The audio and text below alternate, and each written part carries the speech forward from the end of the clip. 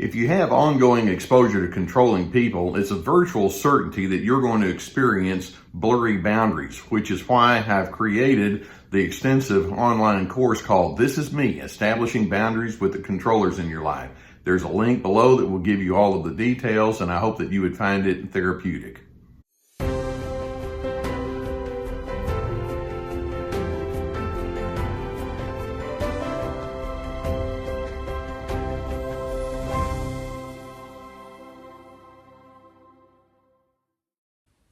Easily, one of the most common complaints that I hear from people as they engage in an ongoing way with narcissists is when they have to come to terms with differences or certainly with conflict. The narcissist can be so insistent on turning the discussions into a combative exchange. Now, in healthy relationships, we're still going to have differences and we're still going to have moments where we are in conflict with one another, but there can be a sense of mutuality that says, okay, I know I want to be heard and I know you want to be heard, so let's take turns and try to figure out how to do this in an adult way, and then in the end, we'll see if we can find some sort of mutual middle ground. That's how healthy people do it. Narcissists instead will take those differences or conflicts and turn them into a competition. This explains why they come toward you with diminishing comments or behaviors. They want to elevate themselves by diminishing you and holding you in a low position. They'll invalidate you. They go straight into a defensive posture as if somehow or another they interpret you as coming after them when in fact all you're saying is, well, I just have a thought. It's like, no, you're coming after me. And they turn it into that combative thing. They go into the forceful style of communication. They can rage. They're prone toward anger and very insistent communication. Then they can pout and give you punishing silence and evasiveness and so on and so on. It's exhausting when you're around them. Now, whenever you are in the presence of someone who's inviting you into this combative style, there is a primary response that you can give that's not at all ideal. And that is, there are times when you can go into a mirroring style. They get angry, you get angry back. They become defensive, you become defensive, or sometimes you just collapse. And so you play into that narcissist mannerism by going along with the game. You become counter-combative. Now, one of the things that I try to coach people up when I'm talking with them about how to deal with that narcissist person is we need to come up with a better response than that. And so the ideal response that you have as you engage with a narcissist is to say, stop. And then when I say stop, I don't mean stop to them. I mean stop within yourself.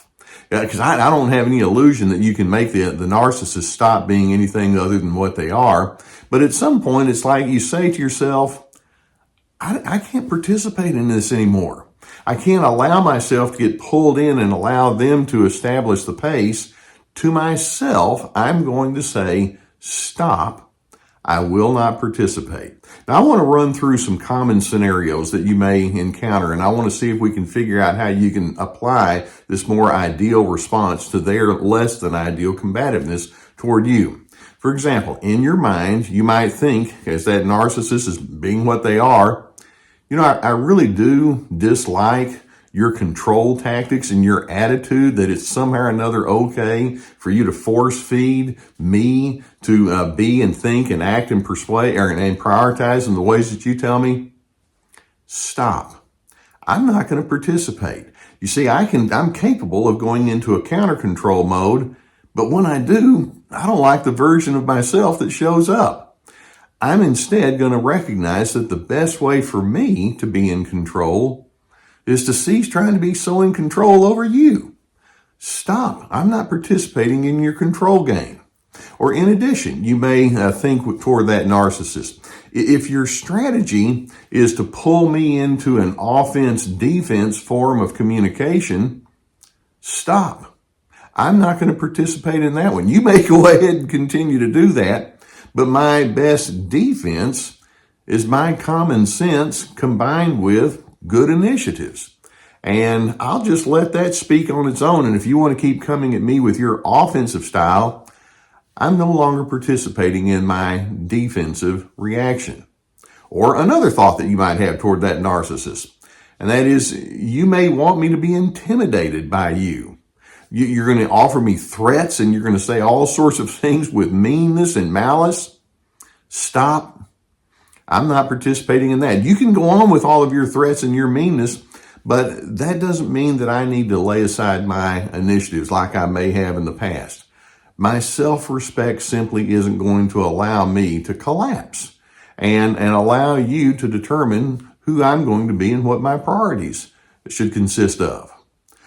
Or another thought that you could have toward that narcissist who wants to draw you into their combative style is, I see that you want me to be in the subordinate position or the lesser than position toward you. Stop. I'm not participating in that one either. I'm not above you. I don't want to play that game, but I'm not beneath you either. Why don't we just say that I'm other? I'm distinct. I'm unique. I can live with that. And if that's something that you want to discount or discard me over, now I'm going to go ahead and stick with that. I don't play your game of one up, one down. Stop. I'm not participating in that one. Or as I see myself, and this is your way of thinking towards that narcissist, I find myself pleading my case way too frequently. Stop. I'm not going to participate in that one either. When is the last time that one of my pleas has hit home and has made you different? Doesn't work. And so why in the world do I need to keep banging my head against that brick wall? I'm just going to go ahead and state my case as is necessary. And then once I've done it, I'm finished. I'm not playing into your game where you get to twist me around like a pretzel on that one. Or another thought. It could be that you can threaten me with your disapproval. And you can threaten me by saying all sorts of ugly things about me behind my back. You know, the old routine of the smear campaign. My response to that is stop. I'm not participating in that one either. Now, I can't determine if you're going to approve or disapprove of me or try to lead other individuals for or against me. What I can determine is I don't build my self-esteem upon your pronouncements, and I don't build my quality of life upon what you do. I'm hoping that I can have enough of a clean and healthy influence with those who know me, and if you want to get to them first and somehow or another you taint them, I guess that's where you are. But my self-esteem is bigger than whatever it is you have to offer in your negative kind of pronouncements. Another thought you can have toward that narcissist, and that is, I see through the insecurities that drive you towards this combativeness that you bring. And I'm not caving into that. I know that you have a craving for me to be your supply and to tell you how strong you are or how much better you are. And somehow or another, that's going to validate you. Stop. I'm not participating in that one either. I've stopped wishing for you to be anything other than what you are. And if you are an insecure person, I'm just going to accept that as truth. Now, in addition to that, this is you thinking toward the narcissist, you might think. And as for me, rearranging my preferences or my priorities or opinions to suit whatever your narrative requires, stop. I'm not participating in that. You can have your opinions and your preferences and all the rest as you want, but it's reasonable for me to follow what my mind says. I don't feel a need to filter who I am through you anymore. You see, the narcissist automatically wins the minute you step into their game of combativeness. And then you know what they're going to do, don't you? They're going to come back and say, you sure are a combative person. And then when you say, well, wait a minute, you started it, they're going to say something like, no, I didn't. It's you. And you'll never win. But then, like I say, to me anyway, life is not about competition. It's not about winning. I don't want to win. I'm not going to be your designated loser. I'm going to be what I am. One of the things that we can say is that I'm going to make a mistake if I assume that I can reform that narcissist, but I'm also going to be making a mistake if I decide that I'm going to give up my initiatives and my healthiness in order to stay in their game and somehow or another trying to get them to come over to my way of thinking, it's not going to happen. You see, the truth is that I'm not going to participate in the narcissist dysfunction. That's the combative style that they have. And then when I stop and I decide I'm not participating in that, what it does is it clears the way for me to be my best version of myself. That's a good reason for me to stop, pause, choose not to participate in the combativeness, and I'm going to choose to participate instead in clean living. I'm on Team Healthy, and the narcissists, with their many, many invitations for me to get over onto that combative style, they're not going to pull me over. People on Team Healthy, we don't feel the need to play that game. I hope that you can derive some good insight and motivation as you listen to videos such as this. The whole goal here is for you to learn how to survive some of the games that these people throw at you so that you don't get pulled into the lesser version of what you want to be.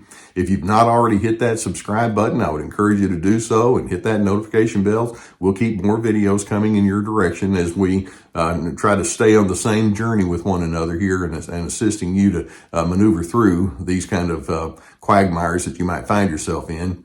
If you have a need for therapy, and I know many times as you're trying to work your way through this, that would be something that would come into your mind. We actually have a sponsor that can help you with online therapy. There's a whole team that you can choose from. These are licensed professional individuals. They're not just life coaches. They're actual therapists. And I would encourage you to go beneath to the link that we have below and seek that out as the need would be there. In addition, I have courses. And these are very extensive.